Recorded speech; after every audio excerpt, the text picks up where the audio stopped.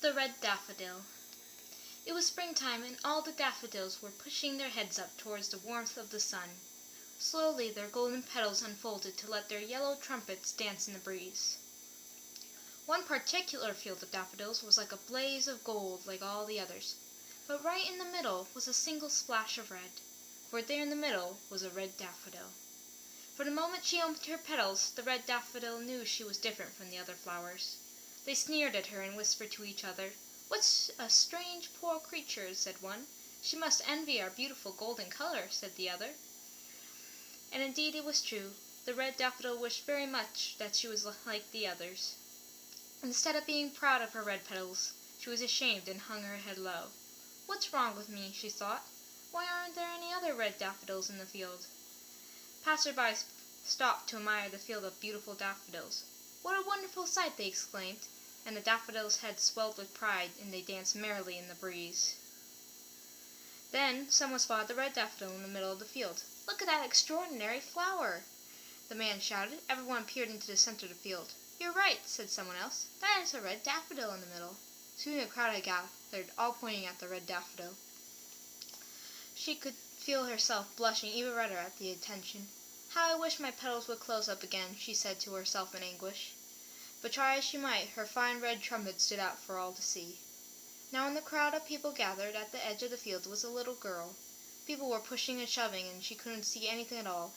At last her father lifted her high up on his shoulders so she could see into the field. "Oh!" exclaimed the little girl in a very big voice. "So that's the red daffodil. I think it's really beautiful. What a lucky daffodil to be so different. And do you know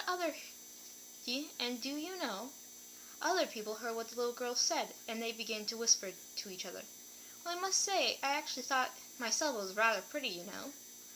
Before long, people were praising the daffodil's beauty and saying it must be a very special flower. The daffodil heard what the crowd was saying. Now she blushed with pride, and held her head high as all the other daffodils in the field. The other daffodils were furious.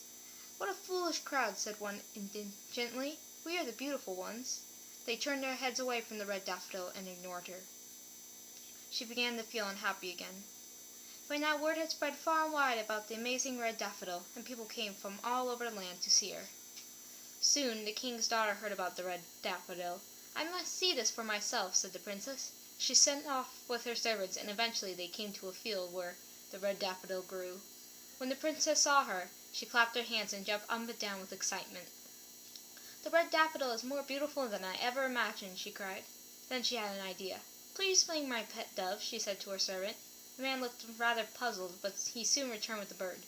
"As you know," the princess to the servant, "I am to be married tomorrow, and I would love to have that red daffodil in my wedding bouquet." The princess set the dove in the middle of the field, and it gently picked up the daffodil in its beak and brought it back to her where the princess stood.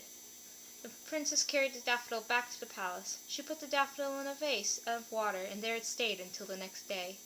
In the morning, the princess' servant took the red daffodil to the church. The daffodil could hear the bells and see all the guests assembling for the wedding ceremony.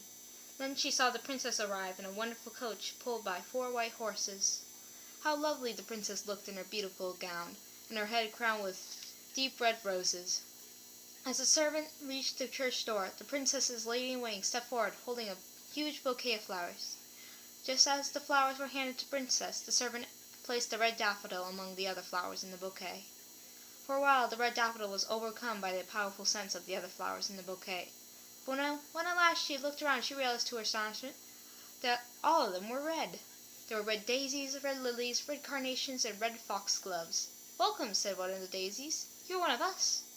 And for the first time in her life, the red daffodil finally felt at home. After the wedding, the princess scattered the flowers from her bouquet among the flowers in her yard. Every spring when she opened her petals, the red daffodil found she was surrounded by lots of other red flowers, and she lived happily in the yard for many, many years. The end. Hope you enjoyed it!